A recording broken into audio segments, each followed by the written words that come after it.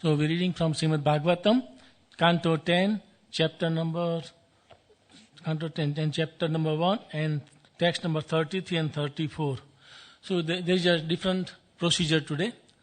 The class we won't explain anything, just a slok, an explanation, and then the other two people want to speak about Srila Prabhupada as well. So it's a very short class, yeah? O beloved son, Maharaja Parikshit, when the bride and bridegroom were ready to start, conch shells, bugles, drums, and kettle drums all vibrated in concert for their auspicious departure. Text 34. Pati pragrahinam kansam abhyasasa sariravaat asyastvatam astamo gharbo hantam vyabase buddha. While Kansa, controlling the reins of the horses, was driving the chariot along the way, an embodied voice addressed him, "You foolish rascal, the 8th child of the woman you are carrying will kill you." Purport by Srila Prabhupada. Srila Prabhupada ki.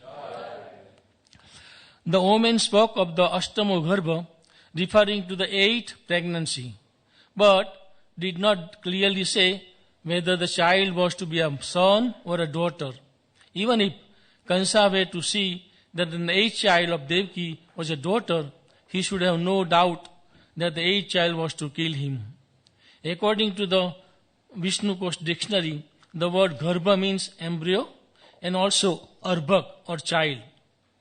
Kansa was affectionate toward his sister, and therefore he had become the chariot driver to carry her and his brother-in-law to their home. The demigods, however, did not want Kansa to be affectionate toward Devaki, and therefore, from an unseen position, they encouraged Kansa to offend her. Moreover, the 6 sons of Marichi had been cursed to take birth from the womb of Devaki, and upon being killed by Kansa, they would be delivered. When Devaki understood that Kansa would be killed by the Supreme Personality of Godhead, who would appear from her womb, she felt great joy.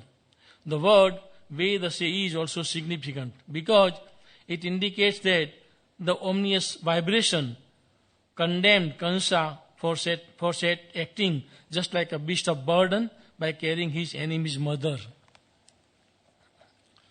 Om Agyanti Vinadasya Jnananjana Salakya Chakshur Miltamina Tasme Sri Gurve Namah Sri Chaitanya Manobishtam Stapitamena Bhutale Swayam Rupa Kadamayam Dadapi Sapadantikam Vandeham Sri Guruhu Sri Udapata Kamalam Sri Gurun Vaishavacham Sri Rupam Sagrajatam Sahagan Raghunathanvitam Tam Sajivam Sadvaitam Savdutam Parijan Sahitam Krishna Chaitanya Devam Sri Radha Krishna Padana Sahagan Lalita Sri Visakha Dinasya He Krishna Karuna Sindhu Dina Bandhu Jagatpate Gopesha Gopika Kanta Radha Kanta Namastute Tapta Kanchan Gaurangi Radhe Vrindavaneshwari Vrishabhanu Sute Devi Pranamami Hari Priye Vancha Kalpatarubhyasya Kripa Sindhuvevcha Patitanam Pavnebhyo Vaishnavebhyo Namo Namaha Jai Sri Krishna Chaitanya Prabhu Nityananda Sri Advaita Gadadhara Sivasadi Gaur Bhakta Vrinda Hare Krishna Krishna Krishna Hare Hare Hare Rama Rama Rama Hare Hare. So it's a very nice verse, but we don't have time to explain everything. Or you can repeat the sloka either. It's not even, because time of shortage, and this is specially meant for Srila Prabhupada Remembrance Day, these 3-4 days. So we have to talk about Srila Prabhupada as well. Who was Srila Prabhupada? At the age of 71, when everyone retired all over the world and they enjoy the life, Srila Prabhupada had this mission to establish Krishna consciousness all over the world. And thus we started. At the age of 71, in 1966, Srila Prabhupada went to America. He didn't have money to spend either for the aeroplane ticket or anything. He went by steam. And then he had a heart attack as well. And still he carried on. And then he established this mission. Why? For the human being. Not for only Indians or anyone else.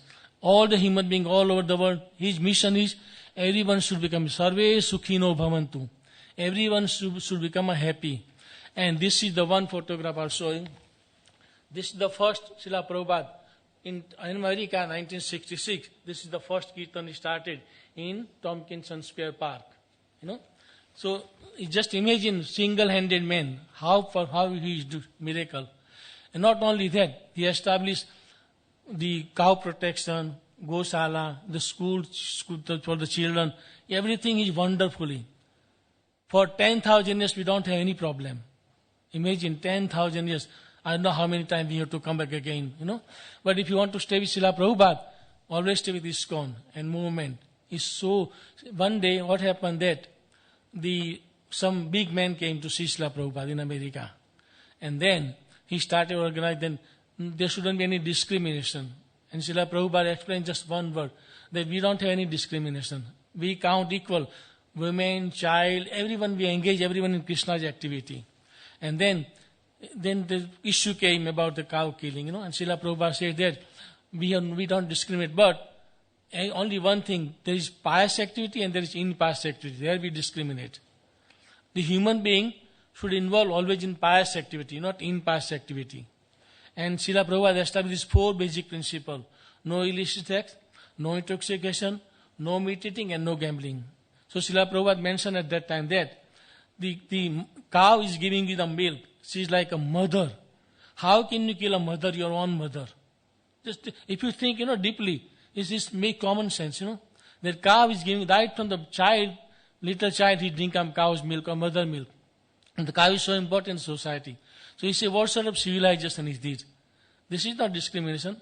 That you take the cow's milk when you need it, and when she is old, you send her to slaughterhouse. What sort of civilization is it? So Srila Prabhupada wanted to train the whole society, Varnashram, Brahman, Kshatriya, Vaishya, and Shudra. Whole society should be divided. Brahman, Kshatriya, Vaishya, and Shudra. Like in our own body, there is a head, there is a belly, the hands, and the legs. Different organ, different work, but we need 4 of them. We need all of them, not just one section, not just a Brahmin. We need everyone, and that is why we respect everyone. And we want the whole world to join this movement, so that everyone become happy. And that is our mission. Everyone should recite the sloka, learn the sloka, read the book Srila Prabhupada. Just imagine one single man what he did. So how many of us now here? If we take this mission, Srila Prabhupada mission, which is like by heart, and if we take in our heart and spread, just imagine what there will be change in the whole world. And that will be needed. Just 4 basic principles and Hare Krishna Mahamantra.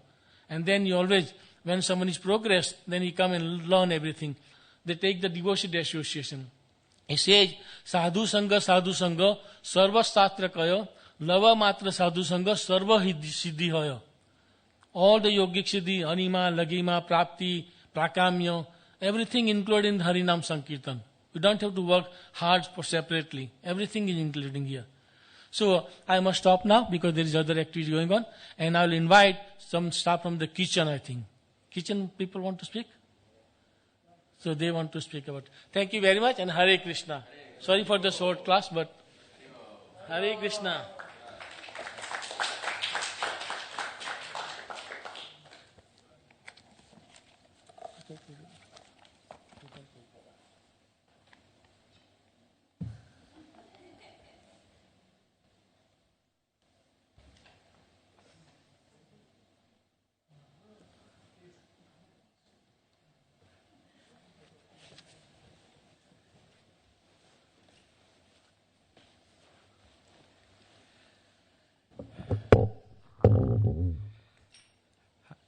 Hare Krishna. So, when I think about Srila Prabhupada, the first very natural feeling appearing in my heart is extreme gratitude. And just right now, I'm very grateful to Prabhu because during this short class, this gratitude came to the kind of vibration. I'm strongly resonating,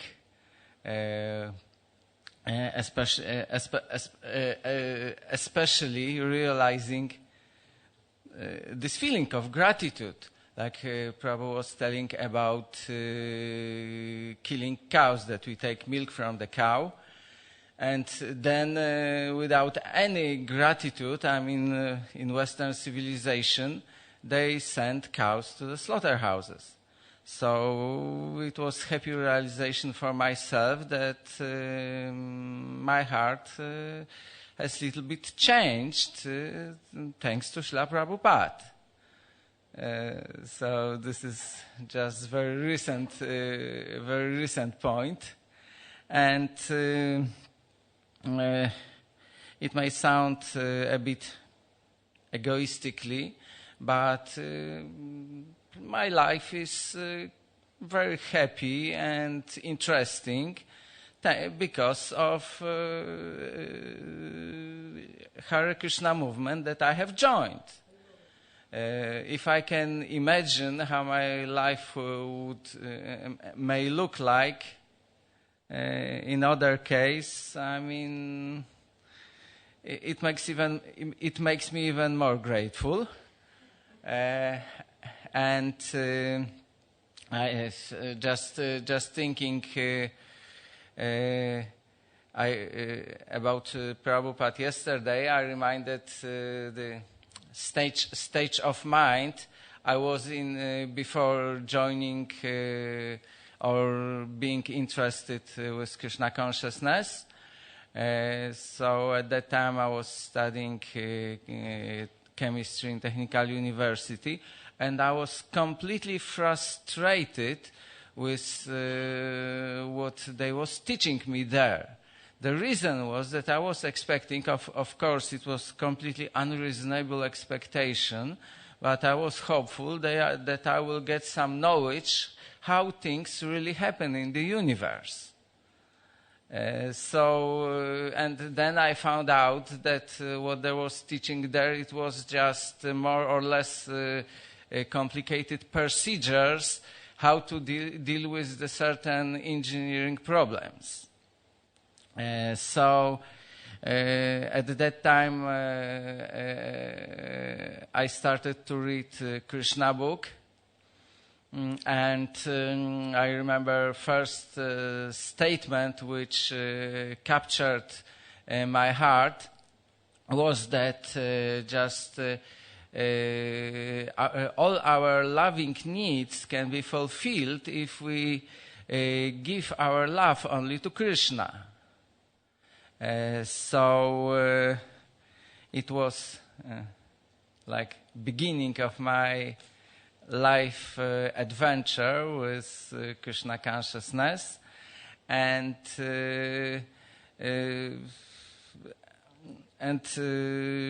recalling it after years, it was some spiritual inspiration, because right now having some knowledge about Vedas and different subjects, maybe not deeply, but about quite some of subjects, I'm just satisfied to see the goal of all this science. It's something quite opposite to that. Or other words, that desire which I had before joining to get some knowledge about how things happen in the universe was like fulfilled much above my expectations. I need to admit that at that time I may not have any idea about whole spiritual knowledge and other kinds of personal knowledge which I'm in touch a little bit now. And another very interesting adventure about Srila Prabhupada in my life was that during some period I started to ask many questions. I mean, like question about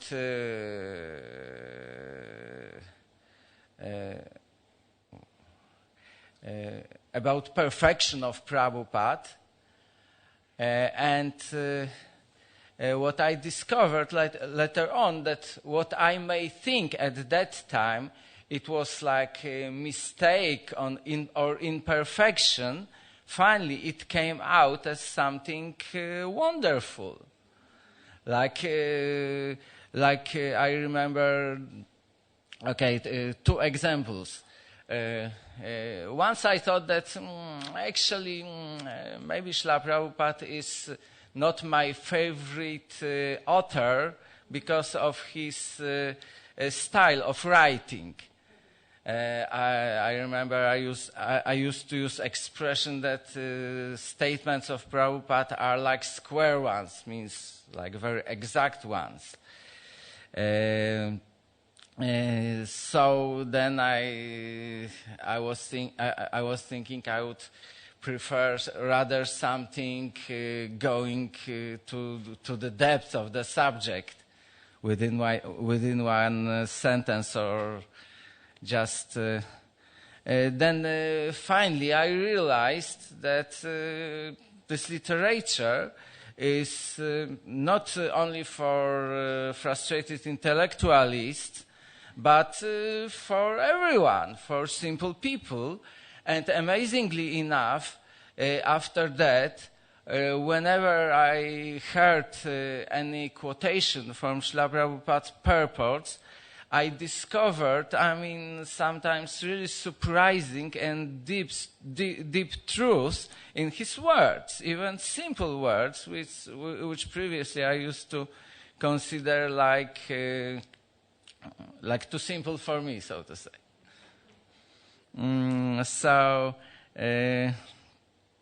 So this is one example. Then the other example was that I used to think that about one statement of Srila Prabhupada, who said once to his disciple that when you start the sentence from "I think," then you should finish it in the closet or in the toilet.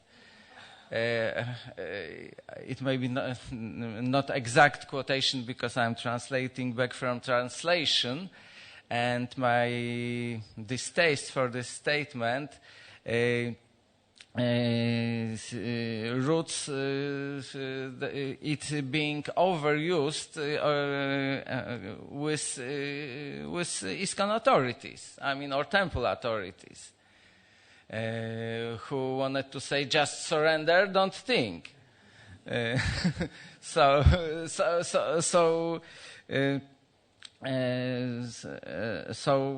at one point I was clear with the conclusion that not everything I think is just mental stool.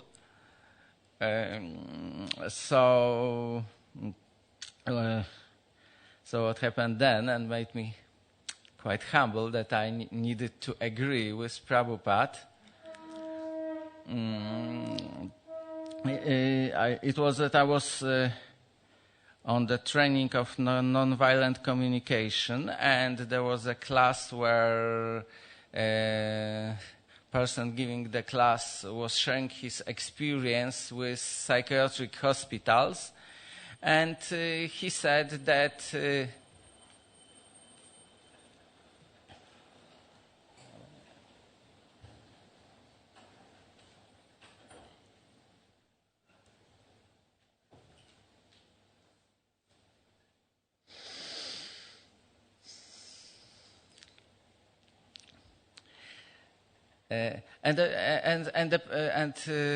that experience was that some patients of those hospitals was easier to teach them how to express their feelings and their needs straightforward rather than doctors. So then according to that lecture, I asked the question, who actually needs more empathy, as empathy was introduced as therapeutic factor. So who needs then more empathy? I mean, more. Whether the patient who may think I am Napoleon or I am Jesus, or a doctor who thinks I am a doctor. So I got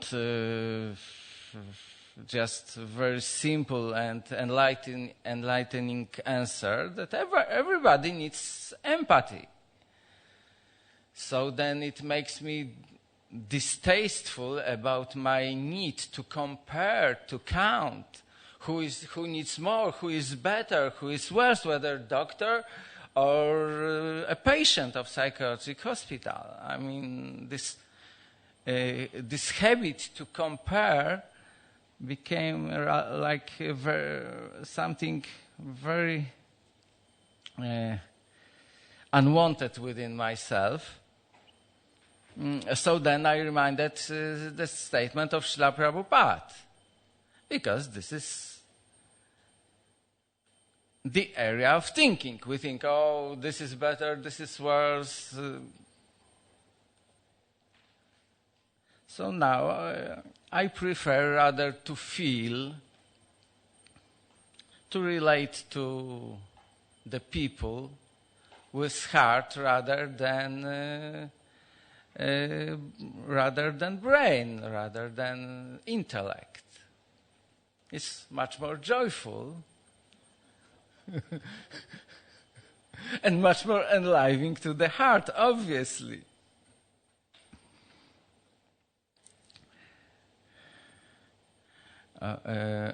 Okay, so this realization made me really humble. So I would like to invite next speaker. Hare Krishna.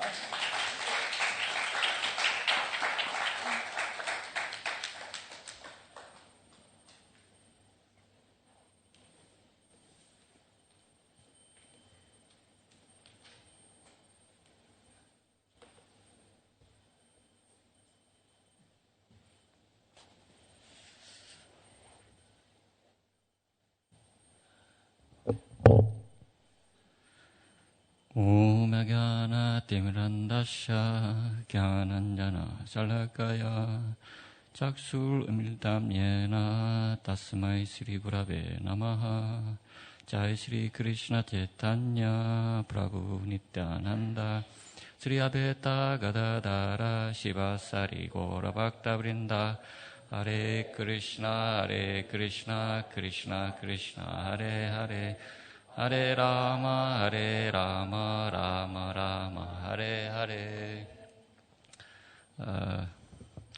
This morning I received a special blessing from the Kaveri Babu, who is our temple security. So as soon as you meet him, within 1 minute he'll make you laugh. There's no doubt about it. And we know that whoever takes birth in the material world, they seek for happiness. Anandamaya Pyasat. So that's why even there is a song that don't worry and be happy. But, to not to worry, they rely on bank balance and insurance. That's why my Guru Maharaj traveled extensively, globally, and he noticed one thing. Wherever he goes, in the biggest town, there are biggest two buildings. One is bank, the other is insurance company. So they're thriving on the people's fear and then anxiety. But Prabhupada gave us a different format how to be happy. It's quite simple. As you all know, chant and be happy. But in order to chant, it takes some intelligence. And also, happiness from chanting is something different than other people experience. It's called Sukham Atyantikam Yattat. So, other happiness, there's always side effect because so much competition. And also other happiness cannot guarantee in afterlife. So, Sukham Atyantikam Yatta, this happiness, there is no side effect and guaranteed to afterlife also.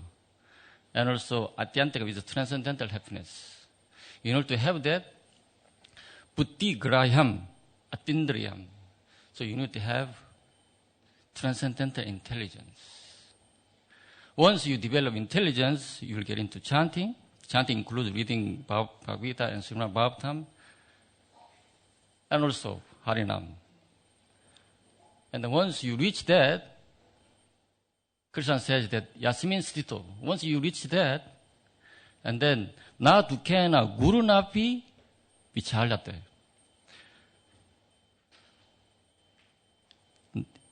Na Dukena Guru Napi. We cannot avoid dukkha in this life.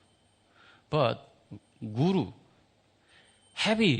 sometimes the heavy misery comes. But once you reach this platform of chanting, then Guru Napi Vichalate. Even if the heaviest misery, not Vichalate, you won't be shaken. Prabhupada translated the Vichalate as becomes shaken. So you'll never get shaken. So when you look at Prabhupada's early days, there are so many challenges. He wrote so many letters to different leaders in Gaudiya Math. They answered was simply say, no, we can't help you. And then Prabhupada wrote a letter to even the lady who sponsored his trip to America. She even responded to the Prabhupada letter. Prabhupada said that you become history in India. Not only India, you'll become a history because you'll be the first lady who opened the Hindu temple in New York. So why don't you take this opportunity? But she didn't respond at all. And yet, Prabhupada was never shaken. And then later on, Prabhupada, recently I read on the email that Sasurabu Maharaj is explaining about sometimes Prabhupada said something unexpected. So Prabhupada said that, now I have so many disciples, but these disciples gives me headache. So, and yet, Prabhupada never deviated from his position, no matter what happened. I guess one of the biggest challenges Prabhupada had was that his own disciple tried to worship him as Krishna. So that the kind of completely deviation of philosophy. And this was very, very kind of heavy things for him to deal with it. And yet he wasn't kind of frustrated. Through that incident, he changed the direction of preaching and he opened the Krishna Balaram temple in Vrindavan. So any challenge, any opportunity, he took for Krishna. And ultimately, what I see in Prabhupada is that Prabhupada is a personification of the verses of Bhagavad Gita and Srimad Bhagavatam. And then one verse in the Bhagavad Gita says that Matchitta salva dulgani mapparisadat tarishashi. So Krishna never said you will not have any distress, you will not have any trouble. Krishna said you will have trouble. But Matchitta salva dulgani, all that troubles in your life, salva dukkani. But maprasadat tarishasi. Through my grace, you will get over it. Which means any trouble, any difficulties, you face it and then you get over it. How? By Krishna's grace. Maprasada.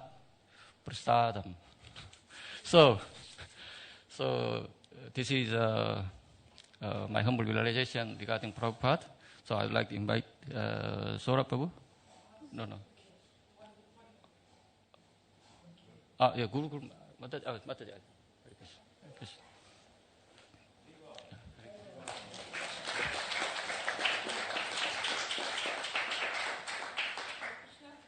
Rita. She's 8 years old. We'd love to have more children, but obviously I'm permitting. So Rita, you want to tell what you've been learning about Srila Prabhupada? Yeah. Okay. You want to sit, are you going to sit down and sit on that? Hey, yes.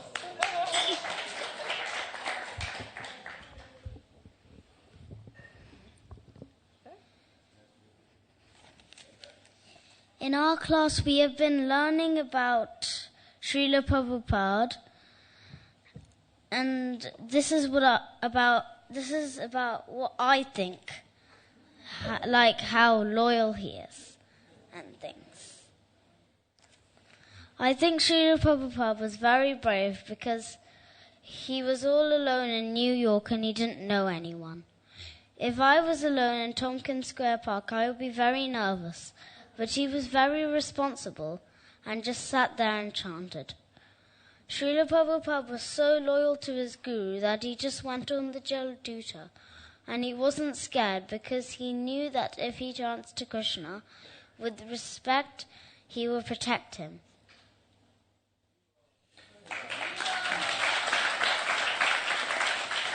Thank you.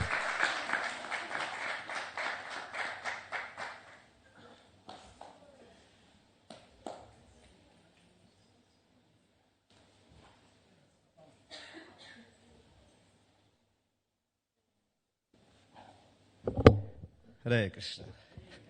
Thank you very much. I can't beat that one.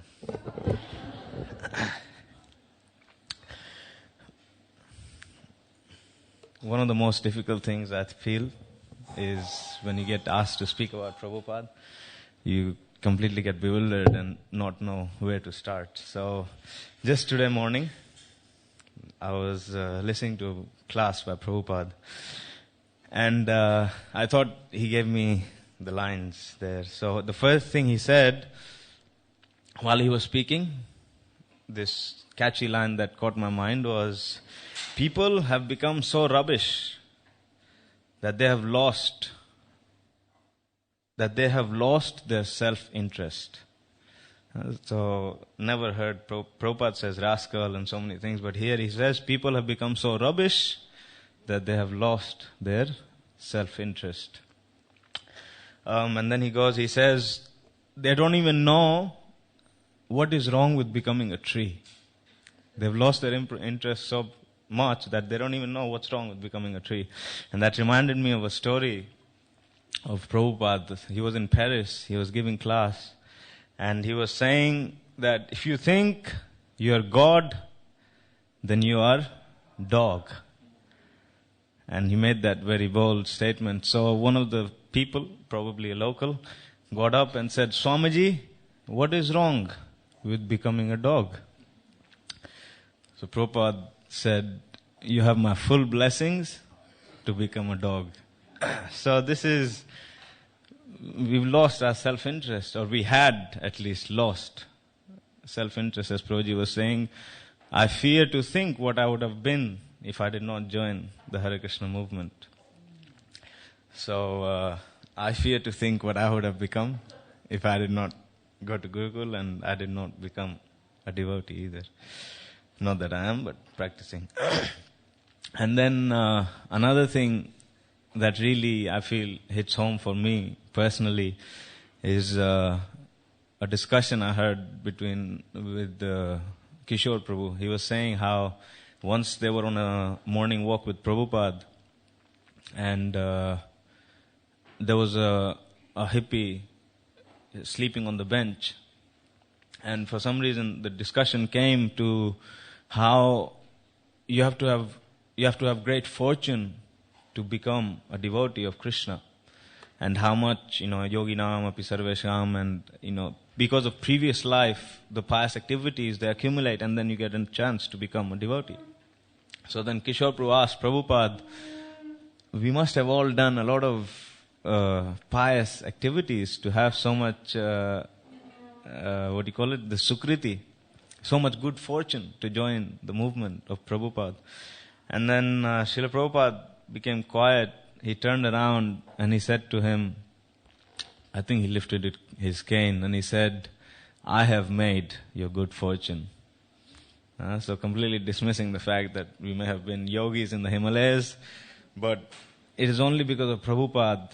And that's, I think, the principle of preaching. That devotee people out there, whether they have their Sukriti or not, just by looking at a devotee, by interacting with the devotee, the amount of Sukriti you get is much more than performing any activity, In the Puranas, there's a famous story of, if I may, there's a famous story of Narada Muni. He went to a person who was a very sinful man. And I think there's a discussion, and Narada Muni is told, we've tried so much to make this person think of Krishna, think of God. We've all been defeated, but you're such a good preacher. You're a world-class preacher internationally. So why don't you try to preach? So then Narada Muni goes to this sinful person and tries to tell him about Krishna in many different ways, but he is a brick wall and he just won't take anything. So then Narada Muni says to him, do you know that after this life, after sinful life, you'll have to go to hell? And then he was like, I don't care about hell.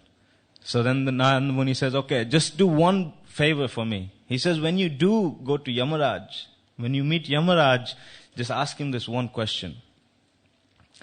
So he says, okay, I can do that much. What do you want? He says, just ask Yamaraj, what is the benefit of a little association with a pure devotee? That's it.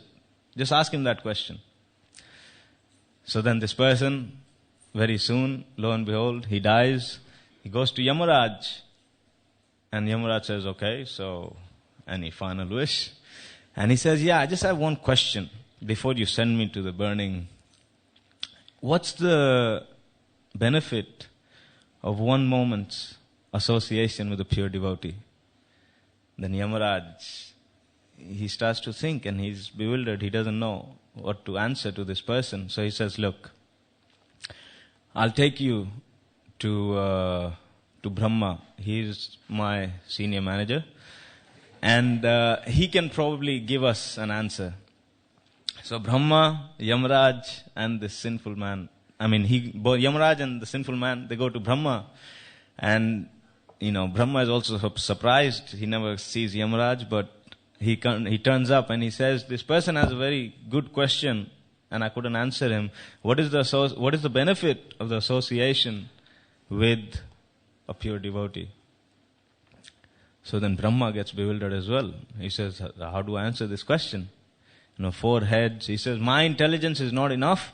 We have to go to Lord Shiva. He's my senior manager. So then they all go. Brahma, the sinful person, and Yamaraj, they go to Shiva. And they ask Shiva the same question. Shiva also, he's not definite in what answer he can give. So then he says, okay, look, let's go to Vishnu. So Brahma, Shiva, Yamaraj, and the sinful man, they all go to Lord Vishnu and they ask him this question. So what is the benefit of associating with a pure devotee? And then Lord Vishnu tells them, look, Yamaraj has come to ask, Brahma has come to ask, Lord Shiva himself has come to ask. So the answer is, Shiva, you go back to your abode. Brahma, you go back to your abode. Yamaraj, you go back to your abode and leave this person here. And he can, once he's come to Vaikuntha, there is no return. So that's the benefit of associating with a pure devotee. So I think that's the greatest gift Prabhupada, at least in my little realization, Prabhupada has given the world this opportunity to associate with pure devotees. Hare Krishna. Thank you very much.